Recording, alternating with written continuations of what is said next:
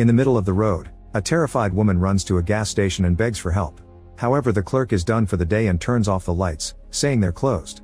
Then the woman rushes to the phone booth and calls 911, desperately explaining that both her sons have been taken. She's suddenly interrupted by a bright beam of light that surrounds the booth, making it disappear with her inside. The clerk comes out and finds nothing but the base and some smoke. As he turns around to call the police, the booth falls and crashes on the ground. In the morning, the police come to investigate the scene. While some of the cops call the clerk a liar for the story he's telling, Officer Murphy inspects the remains of the booth and finds the woman's ID, wondering where she is now. Meanwhile in the city, April and her boyfriend Kyle are packing for a weekend trip to a cabin in the woods that belongs to April's family. At the last minute, Kyle announces he's invited 3 friends to come with them without telling her, which makes April a bit angry. Her mood gets better when they get on the road and she finally relaxes. Seth decides to fire a flare for fun, so they end up being pulled over by Murphy. When he hears where they're going, he warns them that there have been unusual disturbances in the area like break-ins and animals being killed, so they should be careful. After letting the group go with just a warning for their behavior, Murphy goes to see the local farmer, who has found a dead pig. He thought that the coyotes did it, but Murphy points out the wound is too exact and clean. It's the same mutilation he's been seeing on all the animals in the area. As soon as the group makes it to the cabin, they start having some fun with alcohol in the pool. After a few hours of fooling around, Mel takes her dog out for a walk and April goes with them. The girls chat while they enjoy the scenery, but suddenly the dog hears something and starts barking as it runs away. The girls follow the barking to an area blocked by a fence with a creepy scarecrow, but they ignore the anti-trespassers signs and cross it anyway. As they look around, they find some tents holding a bunch of Mary Jane plants and Mel gets so excited that she tries stealing some. Soon the dog returns to them only to be followed by the property owner, who threatens them with an axe.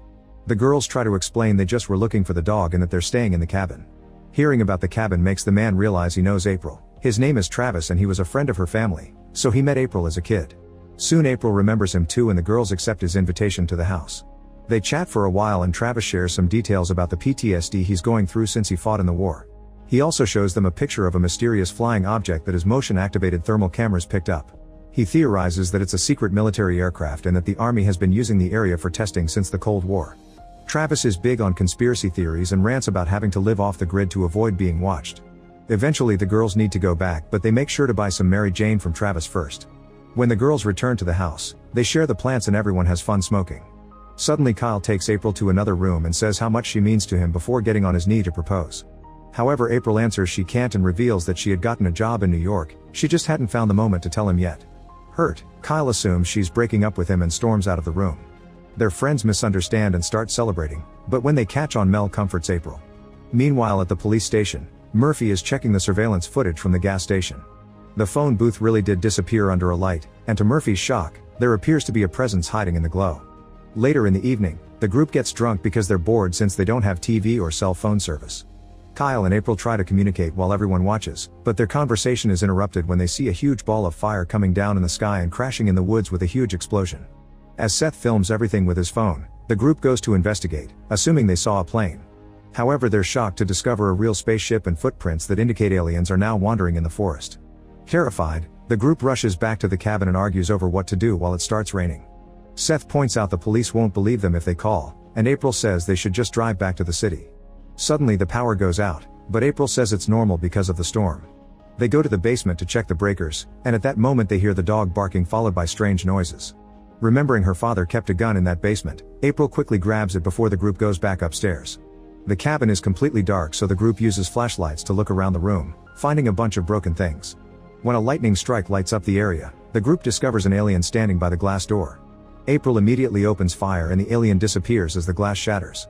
The group rushes outside and notices that the alien has fallen into the pool, so its body is slowly sinking. Freaking out, everyone finally agrees to leave and rush to the car to get away. After just a few minutes of driving, they discover a fallen tree blocking the only road to the city. When they take a closer look, they discover the cut is too clean, so it wasn't the lightning that did it. The rain suddenly stops falling, but when they look back, they discover it's only raining in certain parts of the road. At that moment a red light covers the area and the group looks up to discover an alien spaceship hovering above them. Everyone rushes back to the car, however the spaceship fries all the electronics and now the vehicle won't start. Panicking, Lex gets out of the car, so the aliens use the chance to use their light and kidnap her. Hysteria takes over the group and they start running to the forest. Meanwhile Murphy continues to investigate and finds a camper van in the woods surrounded by a mess. Nobody answers his knocking, so he goes inside and finds a camcorder on the ground, which he picks up to watch the last footage. A family is out camping when they suddenly see a light in the sky. The child runs off to get a better look, only to be beamed up and kidnapped by the aliens. Once the video is over, Murphy looks deeper in the vehicle and sees blood in the bathroom. Then the mother from the video comes out of hiding to attack him. He manages to calm her down and the woman explains the aliens abducted her husband and son, claiming that they conduct experiments to learn everything about humans. Murphy calls an ambulance and before the doctors take her away, the woman urges Murphy to assist the people who are trapped in the spaceship. The aliens bring most people back but there are still hundreds up there, some have even been there for years. Back to April's group, they reach Travis' place and have to calm the guy down as he attacks them for mistaking them for trespassers. They tell him everything and show him Seth's video. Travis then explains that the US government has had a treaty with the extraterrestrials since Roosevelt's term. This treaty states that aliens are allowed to abduct humans for experiments and in return humans can keep on acting as if they own the planet. There's only one very important rule: nobody should attempt to engage with the aliens, which April broke by shooting one of them. At that moment Mel notices something on the radar and Travis confirms that it's the spaceship, which quickly disappears from the screen. Travis says that means it landed. Suddenly the lights go out so everyone starts running except for Travis, who tells them how to get back to their cabin while he stays to fight. He finds a hole in one of his tents and as soon as he hears the alien moving in the darkness, he opens fire. There's no alien body around, so next Travis hides under a table and looks around with his flashlight. When he sees the alien jump above him, he opens fire again and hears the creature's body fall before some nasty alien goo falls on his face. Thinking it's over, Travis comes out of hiding, only for another alien to grab him. In the meantime April's group makes it to the cabin and starts boarding up all the windows. A strange noise can be heard outside and April peeks through the peephole only to find an alien standing at their doorstep at the same time that very bright lights shine through the windows. Seth panics and opens fire, almost hitting Murphy and his partner Mitchell when they suddenly burst in. The cops immediately handcuff Seth and interrogate the group, not believing their story when they smell the Mary Jane in the room. To prove it, April takes them to the pool, only to discover the body is gone. Suddenly another noise could be heard in the barn. Murphy goes inside to investigate and after finding some goo, he's horrified to see Mel's dog dead with the organs out. At that moment an alien runs past him and jumps out the window, so Murphy tries firing but misses all the shots. The alien can be heard running through the bushes, but instead of chasing after it Murphy returns to the police car and informs Mitchell that the friends are telling the truth. Mitchell starts laughing and tells Murphy that he needs to move on, saying that his girlfriend just left him for another dude. However, Murphy is sure she was abducted because she just disappeared from the bed overnight and didn't take her keys or clothes. Then the cops get ready to leave with an arrested Seth, but at that moment an alien appears in the middle of the road. Murphy freezes as he stares at the bright light, not hearing Mitchell and Seth yelling at him to go. The alien moves its hand and suddenly Murphy grabs his gun to shoot Mitchell and then self-delete. After the alien disappeared, April comes out to free Seth and take him back to the cabin. He explains that the alien mind-controlled Murphy and freaks out to the point of using a police gun to hit Kyle. Seth blames April for what's happening and decides to escape alone, running out of the cabin while insulting the others.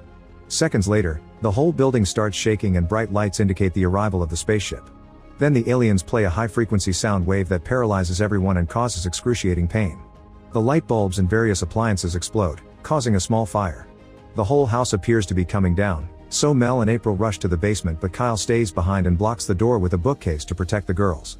An alien appears at the entrance and Kyle yells at it, taunting the creature into chasing him as he runs upstairs. Meanwhile Seth runs through the forest until his flashlight runs out of battery. As he lights a glow stick, he hears a weird noise and begins shooting in random directions. At that moment the aliens show up and attack him, leaving him severely wounded. Seth manages to crawl away and handcuffs his arm to the tree, but this isn't enough and the light takes him anyway, leaving his arm behind. In the cabin, Kyle waits with a knife in the bathroom, but an alien reaches through the mirror and kidnaps him anyway. At the same time in the basement, an empty medicine bottle falls from Mel's pocket and she admits she's self-deleting because it's better than being abducted by aliens.